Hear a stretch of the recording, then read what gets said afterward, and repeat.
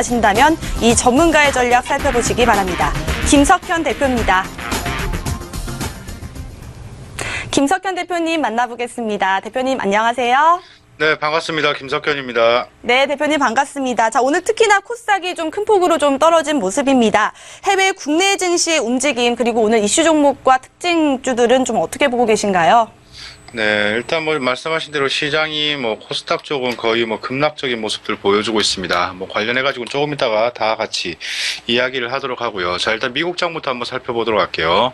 자, 뉴욕 증시에서 스탠더드 앤 푸어스 S&P 500 지수하고 나스닥 지수가 에너지 그리고 기술주 등의 강세, 장중 마감가 기준 사상 최고치를 다시 한번 경신하는 모습을 보여줬습니다. 이런 부분은 조금 부럽긴 하죠.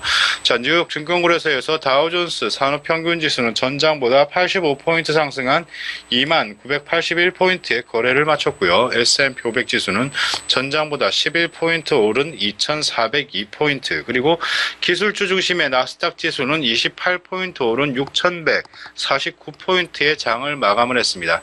S&P 500 그리고 나스닥 지수는 장중 각각 2404포인트, 6153포인트까지 올라가가지고 장중 최고치를 한번 또 갈아치우는 모습을 보여줬죠.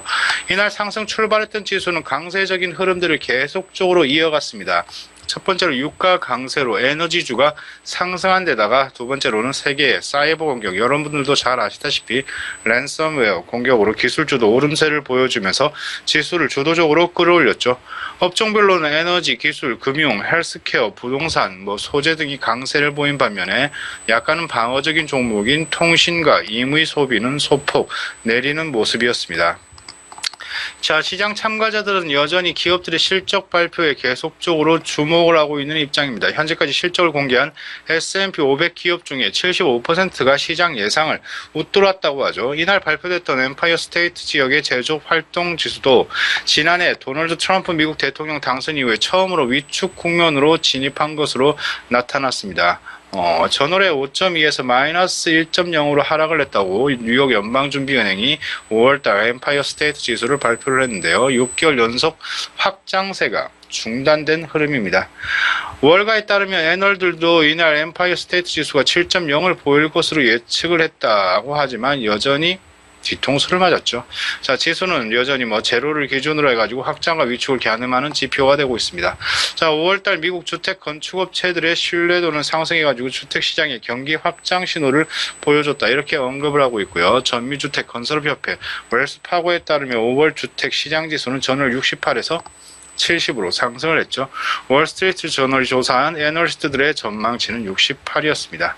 뉴욕 애널들은 증시가 세계적으로 나타난 사이버 공격 그리고 북한의 탄도미사일 발사에 큰 영향을 받지는 않았다, 이렇게 언급을 했습니다. 사우디아라비아 그리고 러시아의 감산 연장 결정으로 당분간 에너지주가 강세를 보여주면서 주가 상승을 지지할 수 있다, 이렇게 예상을 했고요. 자, 유가적인 부분들을 한번 살펴보자면 뉴욕 유가는 사우디아라비아 그리고 러시아의 감산 합의 연장 지지 소식에 강세를 나타내줬습니다. 뉴욕 상업거래소에서 6월물 서부 텍사스산 원유 WTI 가격이 1.01달러 상승한 48.85달러의 장을 마감을 했죠. WTI 가격은 지난달 28일 이후에 최고치를 기록하는 모습이었습니다. 사우디아라비아 그리고 러시아가 오는 6월 말까지 시한인 주요 산유국들의 감산 합의를 내년 3월까지 연장할 필요가 있다는데 의견을 같이 했습니다.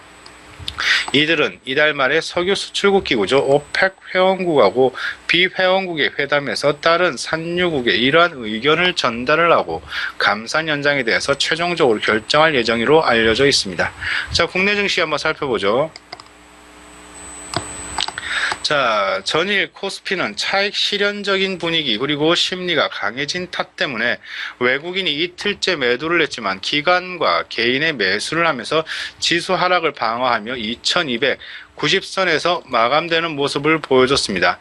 삼성전자가 이틀째 강세를 보여줬고요. 업종별로는 의료정밀, 보험, 금융, 유통업종이 강세를 보여주는 모습을 보여줬습니다. 자, 코스닥은 전일 외국인의 순매수에 힘입어서 640선을 지지하며 상승으로 마감되어지는 어제였죠.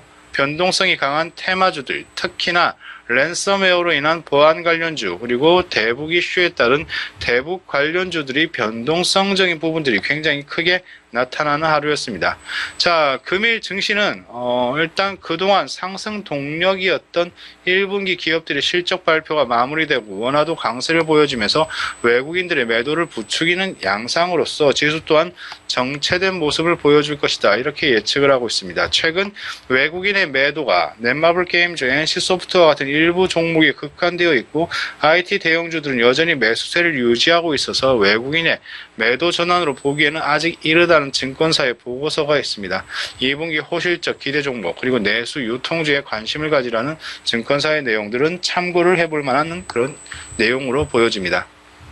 자, 최근에 대형주 장세에서 지수적으로는 빨갛지만 개인들의 수익과는 전혀 상관없는 그런 지수의 흐름을 보여주고 있죠. 여전히 코스닥 쪽에 개별주적으로 대응해야 그만큼의 변동성 그리고 수익을 얻어낼 수 있는 그런 장세입니다. 매일매일 변하는 테마에 여러분들도 적극적으로 매매를 변화를 좀 시켜야 되는 그런 부분들이 있죠.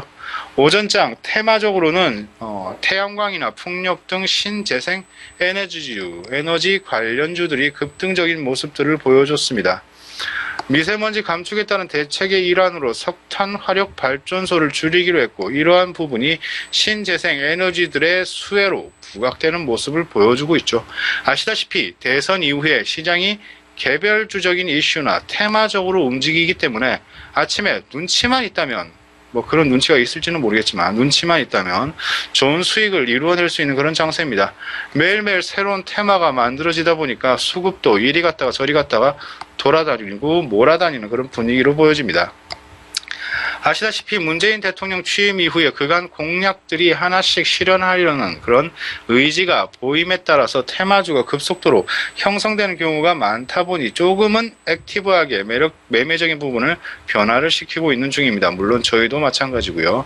미세먼지, 금일은 신재생에너지 등 그간 문재인 대통령의 공약을 아시는 분이라면 미리미리 매수를 해서 잠복하는 것도 나쁘지 않은 매매법이라고 보여집니다. 어차피 차분히 돌아올 것이라고 보기 때문이죠. 자기 차례 차분히 기다리시면 되겠네요. 하지만 테마 연속성은 그렇게 크지 않기 때문에 웬만하면 당일치기로 마감을 하는 게 좋아 보입니다. 오늘 다르고 내일 다르게 나오는 게 현재 분위기의 테마성 장세고요. 이슈도 매일매일 달라지기 때문에 웬만한 수익이라면 먹고 나오는 게 이롭다는 판단입니다. 하루 종일 치고받고 매매를 하시면 돼요. 물론 지수적으로도 마찬가지 슬슬 고점 신호가 다시 잡히고 있는 가운데 현금 확보를 계속적으로 해나가면서 매매에 임하시기 바랍니다.